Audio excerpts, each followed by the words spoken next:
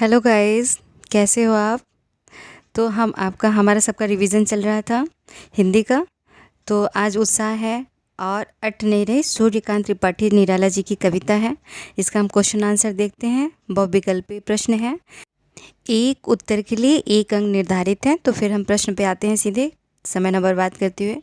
पहला प्रश्न है, कवि ने बादलों से क्या करने के लिए कहा है। ऑप्शन ए, बिजली चमकाने के लिए। ऑप्शन बी, अंधकार कर देने के लिए।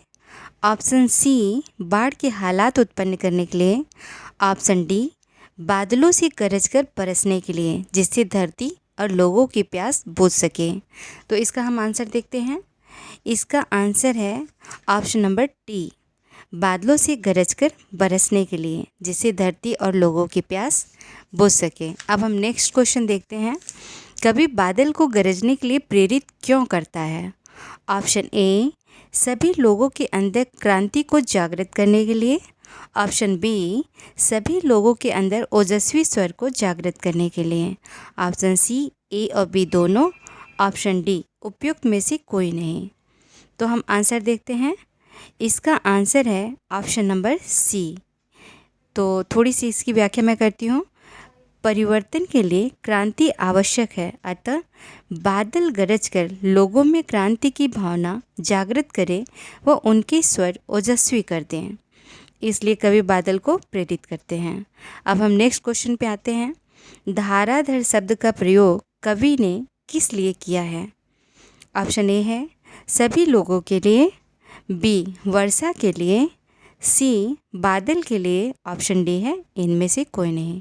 तो इसका हम देखते हैं आंसर। इसका आंसर है ऑप्शन नंबर सी, मतलब बादल के। धाराधर शब्द का अर्थ क्या हुआ, बादल। धाराधर हम किसे कहते हैं, धारा को धारण करने वाला अर्थात बादल। अब हम नेक्स्ट क्वेश्चन पे आते हैं। फागुन माह का पेड़ पौधों पर क्या प्रभाव पड़ता है। ऑप्शन ए है चारों ओर बिखरा प्राकृतिक सौंदर्य देखते ही बनता है।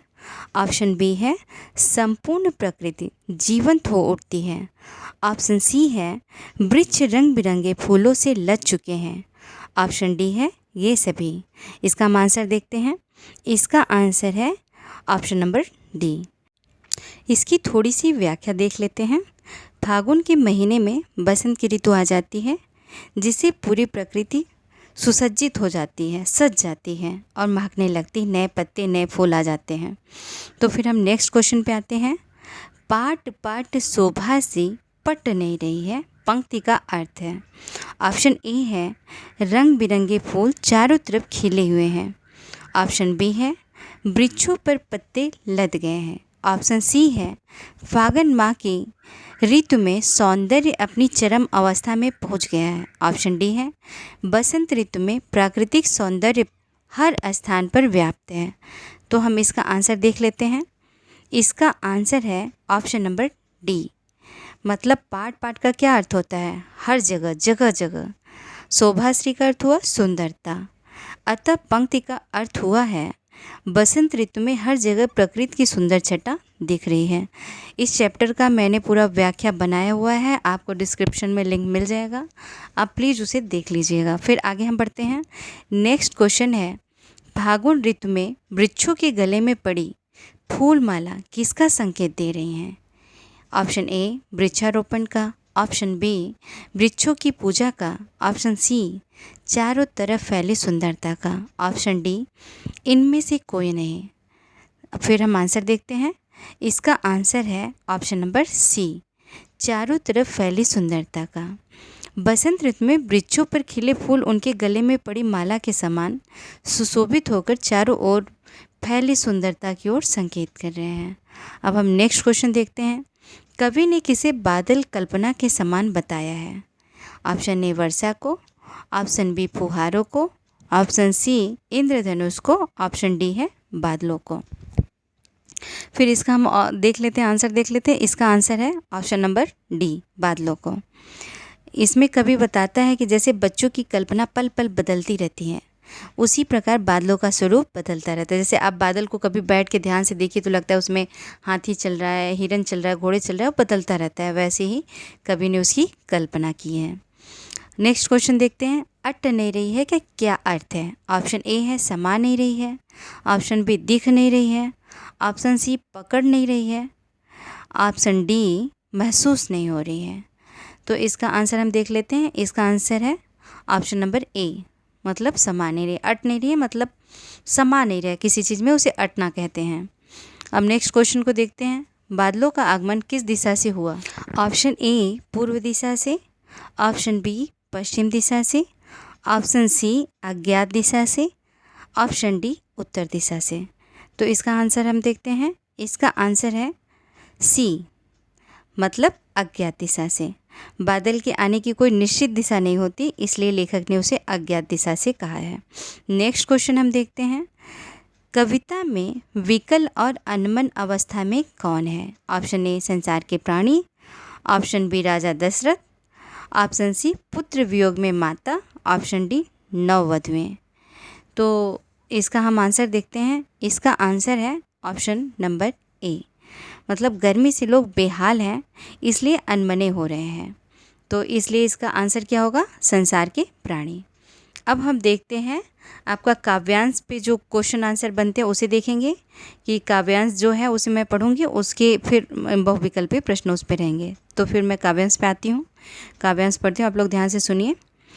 बादल करजो घेर घेर घोर गगन, धाराधर ओ ललित ललित काले घुंघराले, बाल कल्पना के से पाले, विद्युत छवि उर्मे कवि नवजीवन वाले, वज्र छिपा नूतन कविता फिर भर दो बादल गरजो। ये 2020 में आए हुए, इसमें से जो ये आपका पद्यांश है ये 2020 में आया हुआ था और ये सेट 1 में, 2 में, 3 में, तीनों में आया हुआ है। तो इससे हम क्वेश्चन देख लेते हैं। क्वेश्चन नंबर 1, वज्र छिपा का तात्पर्य है?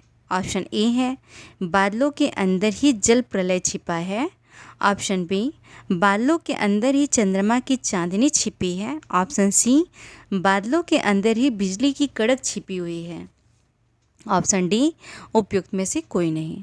तो इसका आंसर हम देखते हैं। इसका आंसर है ऑप्शन नंबर सी, मतलब इसका क्या हुआ कि बादलों के संदर्भ में वज्र से क्या मतलब है? विद्युत, मतलब बिजली छिपा हुआ है बादलों के अंदर ही, बादलों की जो बिजली की कड़क है बादलों के अंदर छिपा हुआ है। अब हम नेक्स्ट क्वेश्चन देखते हैं, कवि ने बादलों को किस किस नाम से पुकारे है? ऑप्शन ए है बाल कल्पना के से पाले, बी नवजीवन वाले धाराधर, सी ललित ललित काले घुंघराले, ऑप्शन डी ये सभी। तो इसका आंसर क्या होगा? इसका आंसर है ऑप्शन नंबर डी, ये सभी नामों से कवि ने संबोधित किया है। अब हम नेक्स्ट क्वेश्चन देखते हैं, बादल का प्रतीकात्मक रूप क्या है? ऑप्शन ए है पौरुष और वीरता का भाव, ऑप्शन बी उत्साह और शौर्य भाव का, ऑप्शन सी है क्रांति और पौरुष भाव का, ऑप्शन डी है इनमें से कोई नहीं। तो इसका हम आंसर देखते हैं। इसका आंसर है ऑप्शन नंबर सी, क्रांति और पौरुष भाव का। अब हम नेक्स्ट क्वेश्चन देख लेते हैं, घेर घेर घोर गगन में अलंकार क्या है? तो इसमें ऑप्शन नंबर ए है अनुप्रास अलंकार, बी है यमक अलंकार, सी है उत्प्रेक्षा, डी है उपमा। तो इसका हम आंसर देखते हैं। इसका आंसर है ऑप्शन नंबर ए, अनुप्रास अलंकार। अब मैंने अलंकार पे भी वीडियो बना रखा है, उसे आप देख लीजिए। फिलहाल यहाँ समझ लीजिए कि वर्ण की 2 या 2 से अधिक बार आवृत्ति मतलब दोहराव हो तो अनुप्रास अलंकार होता है। अब देखिए यहाँ घ घ घ 3 बार आया है, तो इसलिए क्या हो गया? अनुप्रास अलंकार हो गया। अब नेक्स्ट क्वेश्चन मैं देखती हूँ, कवि बादलों का आवाहन क्यों कर रहा है? ऑप्शन ए है बादल पीड़ित तथा प्यासे जन की आकांक्षाओं को पूरा करने वाले हैं, ऑप्शन बी है बादल नई कल्पना और क्रांति की चेतना को संभव करने वाले भी हैं, ऑप्शन सी है बादल नवजीवन प्रदान करने वाले हैं, ऑप्शन डी है उपयुक्त सभी। अब आपने कविता, अगर आप जाएंगे विजिट करेंगे चैनल पे और डिस्क्रिप्शन खोलेंगे आपको मिल जाएगा, ये सब मैंने पढ़ा रखा है। तो इसमें तीनों चीज़ें कवि ने आवाहन किया है बादलों का। तो इसका आंसर क्या होगा? Option number D.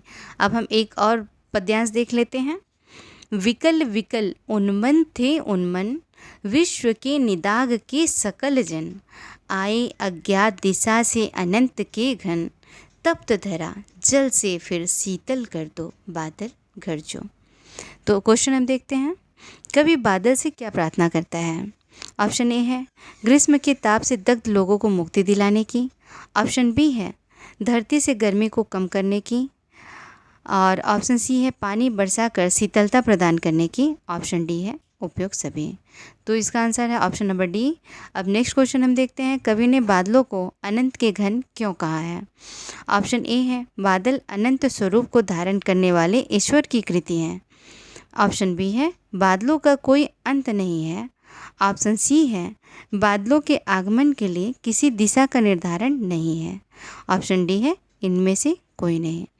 तो आंसर क्या होगा? आंसर है ऑप्शन नंबर सी, बादलों के आगमन का कोई दिशा नहीं है, कहाँ से आते हैं, तो इसलिए उन्हें अनंत के घन कहा गया है। नेक्स्ट क्वेश्चन देखते हैं, जल का प्रतीकात्मक भाव क्या है? ऑप्शन ए है क्रांति एवं पौरुष भाव। ऑप्शन बी है ना सौंदर्य भाव। ऑप्शन सी है शांति व सुख का भाव। ऑप्शन डी है इनमें से कोई नहीं। तो जल का प्रतीकात्मक भाव क्या है? इसका आंसर है ऑप्शन नंबर सी, शांति व सुख का भाव। अब नेक्स्ट हम देखते हैं क्वेश्चन, ग्रीष्म की बढ़ती हुई तपन के कारण जनजीवन कैसा हो गया है? ऑप्शन ए है जनजीवन अस्त व्यस्त भरा। ऑप्शन बी है जनजीवन उन्माद भरा। ऑप्शन सी है जनजीवन उद्विग्न भरा। ऑप्शन डी है जनजीवन अनमना व व्याकुलता से भरा। तो इसका सही आंसर क्या है? इसका आंसर है ऑप्शन नंबर डी। अब हम नेक्स्ट देख लेते हैं निराला जी के अट नहीं रही से पद्यांश। तो पद्यांश मैं पढ़ती हूँ। कहीं सांस लेते हो, घर घर भर देते हो, उड़ने को नभ में तुम पर पर कर देते हो, आँख हटाता हूँ तो हट नहीं रही है। तो क्वेश्चन देख लेते हैं। क्वेश्चन एक है, पाट पाट शोभाश्री पट नहीं रही है, में निहित काव्यगत विशेषता बताइए। ऑप्शन ए है अनुप्रास अलंकार, पुनरुक्ति प्रकाश अलंकार। ऑप्शन बी है अनुकरणात्मक तथा अनुकरणात्मक शब्दों का प्रयोग। ऑप्शन सी है नाद सौंदर्य व्यंजित। ऑप्शन डी है उपयुक्त सभी। तो इसका आंसर देखते हैं। इसका आंसर है ऑप्शन नंबर डी, मतलब सभी। अब पार्ट पार्ट एक ही शब्द का, एक ही वर्ण का बार बार आवृत्ति हुई है, इसलिए अनुप्रास अलंकार हो गया। और पार्ट पार्ट शब्द बार बार आया है, और पुनरुक्ति प्रकाश मतलब एक ही वाक्य बार बार आए, उसे हम पुनरुक्ति प्रकाश कहते हैं। शब्दों का अनुकरण हुआ है, इसलिए अनुकरणात्मक है। और उसमें नाद सौंदर्य है, इसलिए ये सभी काव्यगत विशेषताएं इसमें निहित हैं। अब नेक्स्ट क्वेश्चन देखते हैं हम, काव्यांश में फाल्गुन मास की कौन सी विशेषताएं कविता में अंकित हुई हैं? ऑप्शन ए है चारों ओर हरियाली, हरे भरे खेत। ऑप्शन बी है फूलों पत्तों से डालियों का लद जाना। ऑप्शन सी है चारों ओर सुगंधित वातावरण, प्राकृतिक सौंदर्य। ऑप्शन डी है हरियाली, पेड़ों की डालियाँ फूल पत्तों से लदी व सुगंधित, हवा का चलना। तो आंसर हम देखते हैं। इसका आंसर है ऑप्शन नंबर डी, मतलब सभी सही हैं। अब नेक्स्ट क्वेश्चन देखते हैं, कहीं सांस लेते हो का अर्थ स्पष्ट कीजिए। ऑप्शन ए है ठंडा वातावरण।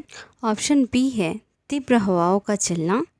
ऑप्शन सी है सुगंधित वातावरण तथा फाल्गुन मास का सांस लेना। ऑप्शन डी है सुहावना वातावरण, हवाओं का चलना। तो आंसर देख लेते हैं। इसका आंसर है ऑप्शन नंबर डी। तो होता क्या है, फाल्गुन मास में सांस लेना से अभिप्राय मंद मंद हवाओं के चलने से वातावरण का सुहाना हो जाना।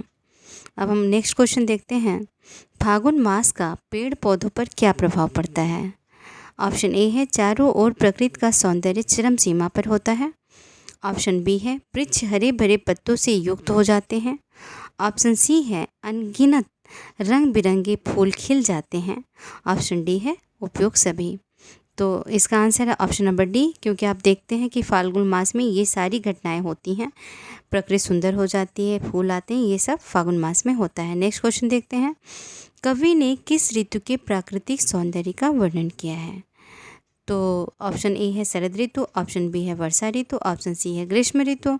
ऑप्शन डी है वसंत ऋतु। तो आंसर क्या है?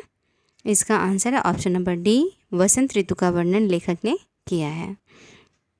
तो हम नेक्स्ट आते हैं क्वेश्चन आंसर पे, जिसके लिए आपको 2 नंबर मिलेंगे। तो चलिए हम क्वेश्चन देख लेते हैं फटाफट। तो क्वेश्चन देखते हैं।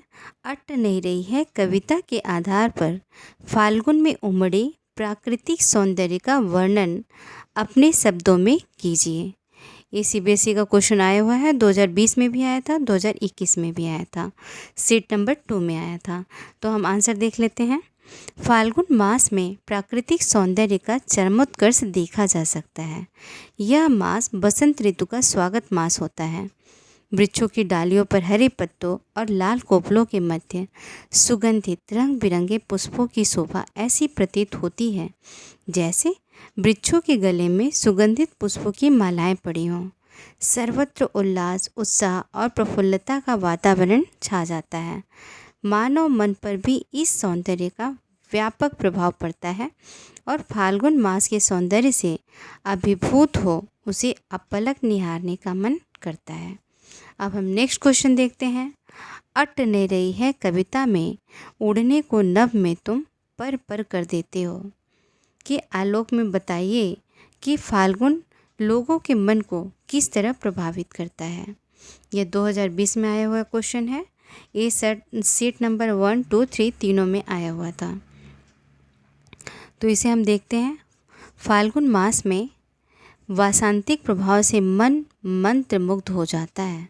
शीतल मंद सुगंधित पवन, नौ पल्लवों और रंग बिरंगे पुष्पों से लदी वृक्षों की डालियाँ वातावरण में मादकता भर देती हैं। मानव मन प्रसन्नता से भर उठता है। अब नेक्स्ट क्वेश्चन पे हम आते हैं। नेक्स्ट क्वेश्चन है। अट नहीं रही है कविता के आधार पर बसंत ऋतु की शोभा का वर्णन कीजिए। आप देख रहे हैं अट नहीं रही है निराला जी की कविता है। याद रखिएगा, सूर्यकांत त्रिपाठी निराला जी की कविता है। यह क्वेश्चन 2019 में आया हुआ है। इस सेट 1 में और 2 में आया हुआ था। तो हम आंसर देखते हैं। अट नहीं रही कविता कवि निराला जी ने फागुन मास की शोभा का अनुपम वर्णन किया है। कहीं सांस लेते हो, घर घर भर देते हो, पाट पाट शोभाश्री पट नहीं रही। मंद मंद पुष्पमाल आदि पंक्तियाँ फागुन के सौंदर्य को व्यक्त करती हैं। फागुन में वातावरण सुगंधित हो जाता है। पक्षी चहचहाने लगते हैं।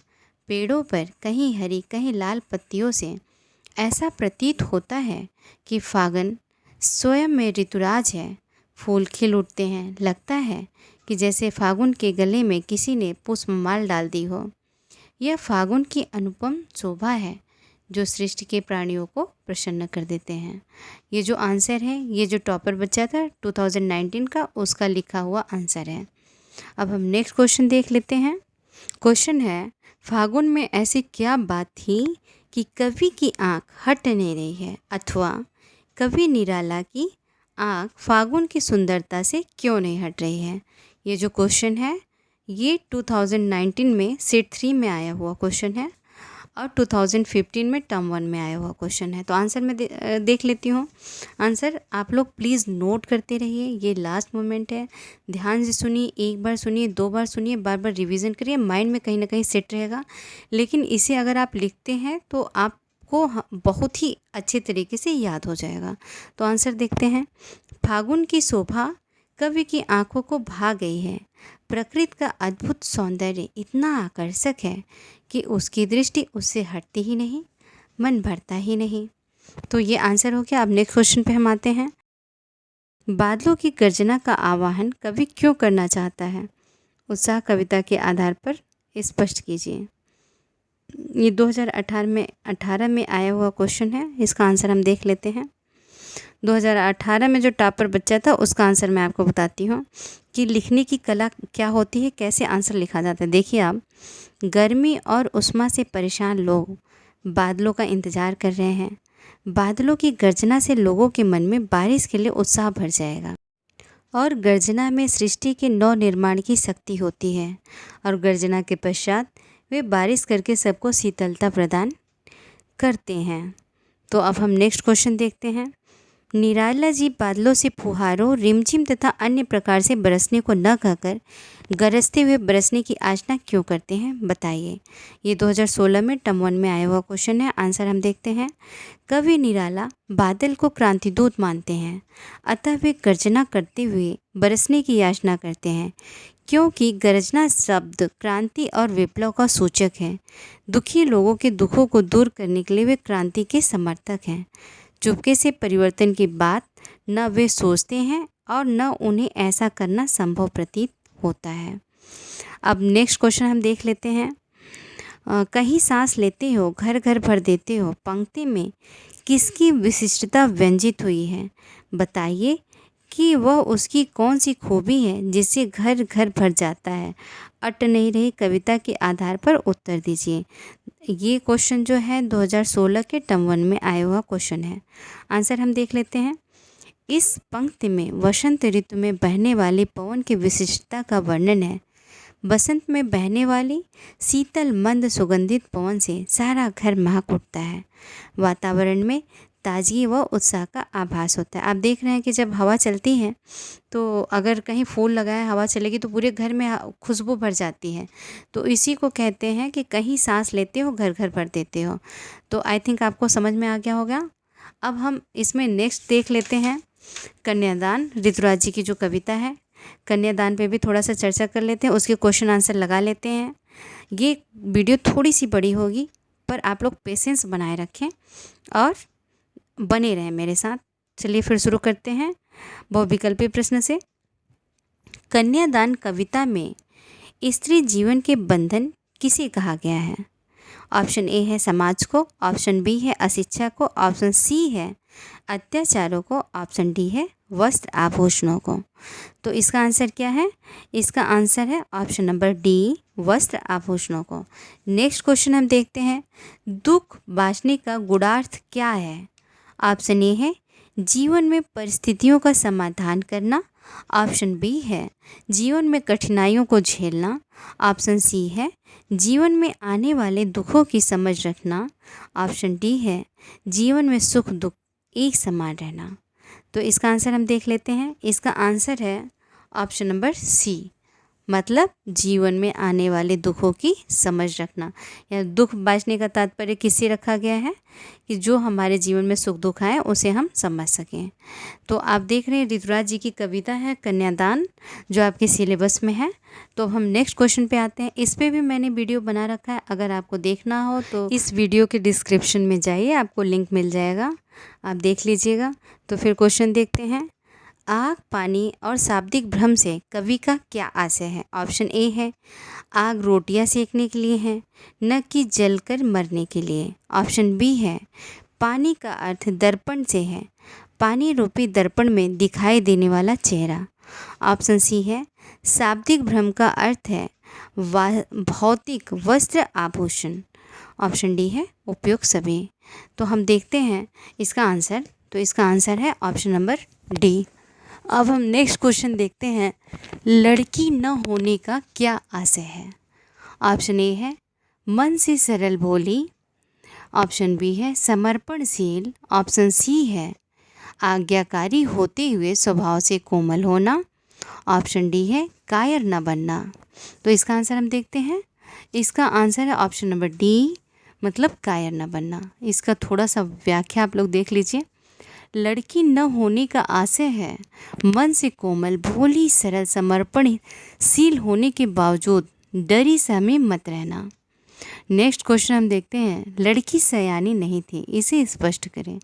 ऑप्शन ए है लड़की अभी भोली भाली और सीधी सादी थी, ऑप्शन बी है वह जीवन के दुख सुख के आंशिक रूप से परिचित थी, ऑप्शन सी है उसने परिवार में सिर्फ सुख ही भोगा किंतु विवाह के उपरांत आने वाली कठिनाइयों को सहने व समझने का विवेक व समझ नहीं थी, ऑप्शन डी है इनमें से कोई नहीं। तो इसका हम आंसर देख लेते हैं।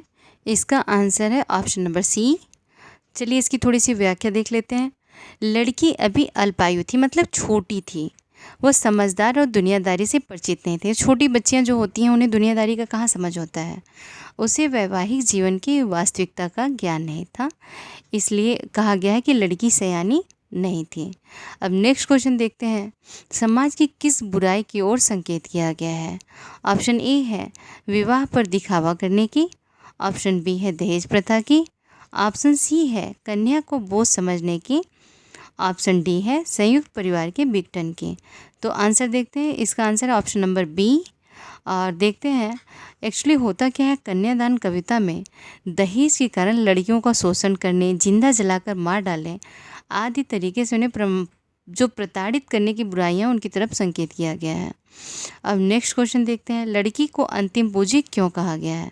ऑप्शन ए है क्योंकि वही अपनी माँ के सबसे निकट थी, ऑप्शन बी है उसके सुख दुख में शामिल रहती थी, ऑप्शन सी है अब वो पूंजी उससे विदा ले रही थी, ऑप्शन डी है उपयुक्त सभी। तो इसका आंसर हम देख लेते हैं, इसका आंसर है option number D.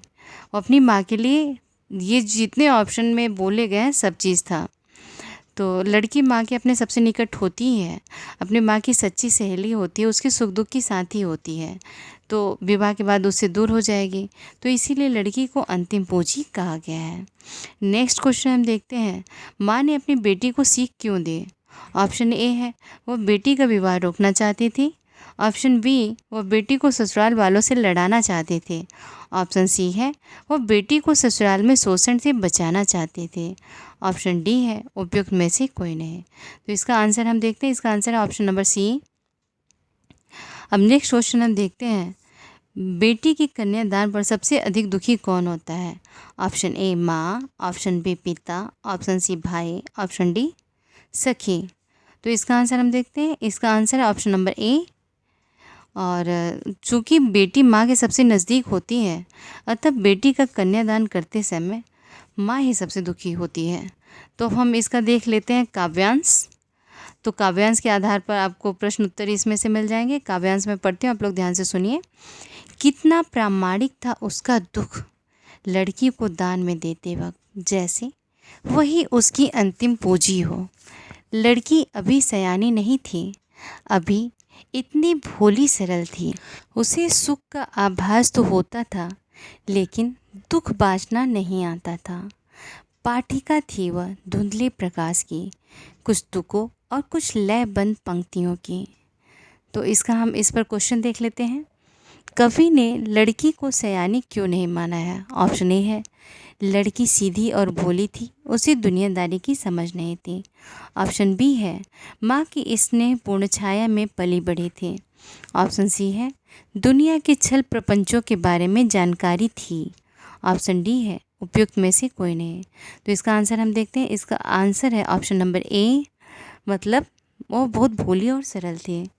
Next question देखते हैं, दुख बाँचने से कवि का क्या आशय है?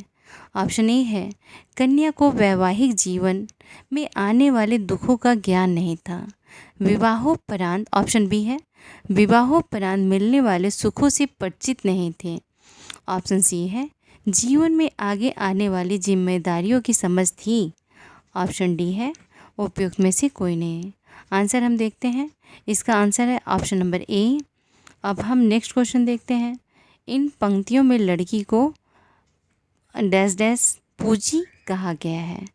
ए मूल्यवान, बी अंतिम, सी प्रारंभिक, डी पुरानी। तो आपने देखा कि माँ की अंतिम पूंजी थी, तो अंतिम आएगा यहाँ पे, आंसर इसका होगा ऑप्शन नंबर बी। अब नेक्स्ट क्वेश्चन हम देखते हैं, माँ की मूल चिंता क्या थी? ऑप्शन ए है उसकी लड़की अभी भोली और सरल थी, ऑप्शन बी है वह वैवाहिक जीवन में आने वाली व्यवहारिक कठिनाइयों के बारे में नहीं जानते थे, ऑप्शन सी है उसकी लड़की अभी समझदार नहीं थी, ऑप्शन डी है उपयुक्त सभी। तो आंसर देखते हैं, इसका आंसर ऑप्शन नंबर डी। तो होता क्या है कि माँ को चिंता थी कि उनकी लड़की बहुत भोली और सीधी थी, वो अभी सयानी नहीं हुई थी, लेकिन केवल वैवाहिक सुखों को तो थोड़ा बहुत जानती थी, लेकिन कठिनाइयों से अनभिज्ञ थी।